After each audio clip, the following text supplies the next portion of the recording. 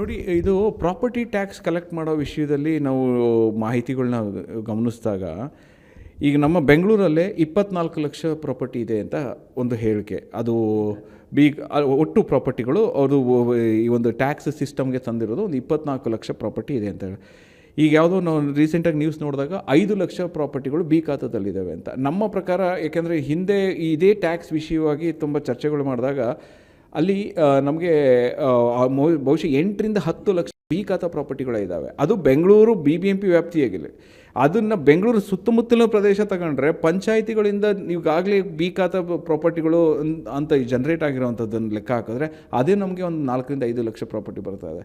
ಇದು ಸರ್ಕಾರಕ್ಕೆ ಒಂದು ರೆವಿನ್ಯೂ ವಿಷಯದಲ್ಲಿ ಬೊಕ್ಕಸಕ್ಕೂ ಹಣವನ್ನು ಚೆನ್ನಾಗಿ ತರುತ್ತೆ.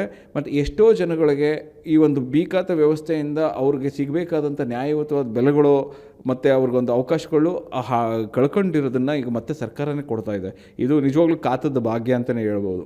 ಸರ್, ಈಗ